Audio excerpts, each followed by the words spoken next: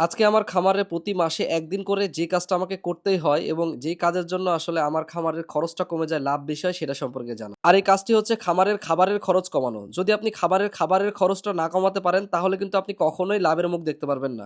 যদিও বা দেখেন তাহলে তার পরিমাণ কম হবে। আর যদি খাবার খরচ কম কিন্তু খাবারের গুণগত মান বেশি হয় তাহলে কিন্তু আপনি এমনিতেই লাভবান হবেন।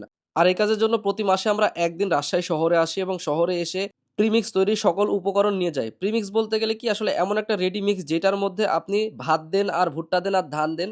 একেবারে সুষম খাবার হবে এবং এটাতে আপনার খরচটা কমে যাবে। আমরা যে প্রিমিক্সটা কিনে নিয়ে যাচ্ছি এখানে বিভিন্ন রকমের উপাদান রয়েছে।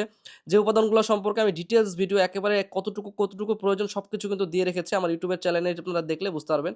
সেখানে দেওয়া আছে। আমি আজকে সেই ডিটেইলসে যাচ্ছি না। মূলত কি হয় এই খাবারটা ৳৭০-৳৭৫ কেজি পড়ে। বাট এটার সাথে যখন আমি ৳৩০ কেজির ভাত বা চাল যখন এড করে দেই তখন দেখা যাচ্ছে এটার খরচটা মোটামুটি ৳২০-৳২৫ র মতো এভারেজ চলে আসে কেজিতে আরকি। কারণ ভাত ফুলে ডাবল হয়ে যায়। তো এজন্য আসলে এইখানে আমাদের খরচটা অনেক কম হয়। আমরা আমাদের দেশি মুরগি হাঁসকে এই খাবারটাই খাওয়াই। যেখানে এটার হাঁস এবং মুরগির প্রোটিনের পরিমাণও ঠিক থাকে। অন্যান্য যে মিনারেলস এর প্রয়োজন সেটাও ঘাটতি যেন না থাকে।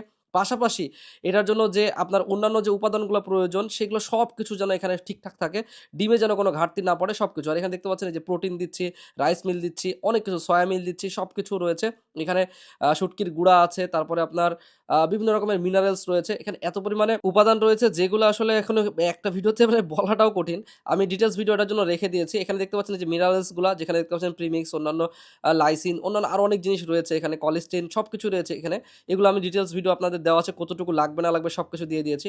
মূলত আজকে যে খাবারটা তৈরি করছি এটা হচ্ছে প্রিমিক্স। এটার সাথে আপনি চাইলে ভুট্টা ভাঙ্গা কিংবা ধান বা আপনি যদি ভাত তৈরি করেন আমার মতো করে তাহলে ভাত দিতে পারেন। এটার সাথে ঘাসের সাথে ভাত দিয়ে সুন্দর করে খারসটা কমানো যায়। যেখানে কমানো যায় সে জায়গায় আপনি মিক্স করে দিলেই মোটামুটি আপনার আ হাঁস মুরগির জন্য এই খাবারটা কিন্তু একেবারে পারফেক্টলি তৈরি হয়ে যাবে।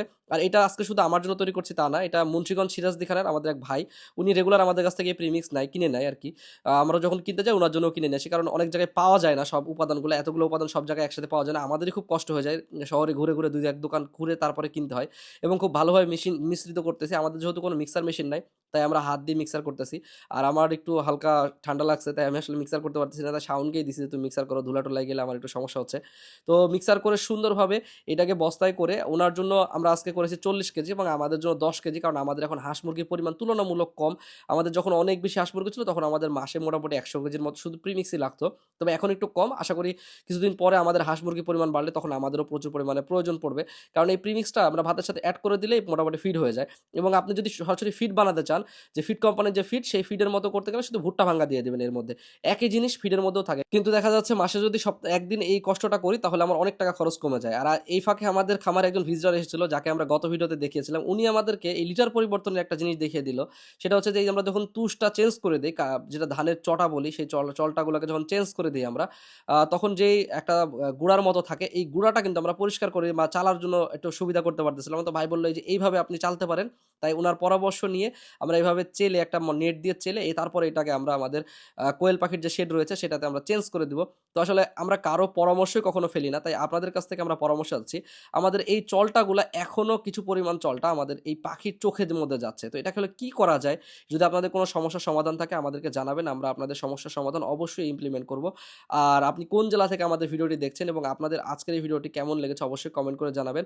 আমি রাজশাহী জেলার মানুষ। আপনাদের প্রতি ভালোবাসা রইলো। আমার খামারে আপনাদেরকে আমন্ত্রণ রইলো। দেখতে পাচ্ছেন এগুলো হচ্ছে হোয়াইট জায়ান্ট কটনেক্স কোয়েল যেগুলো মোটামুটি এখন ৪০০ থেকে ৪৫০ গ্রামের মতো ওজন। মাশাআল্লাহ। আর সবাই কমেন্টে একবার মাশাআল্লাহ লিখে যেতে ভুলবেন না। আল্লাহ যেন আমার কোনো বালা মুসিবত না দেয়। সবাই দোয়া করবেন। ধন্যবাদ। আসসালামু আলাইকুম।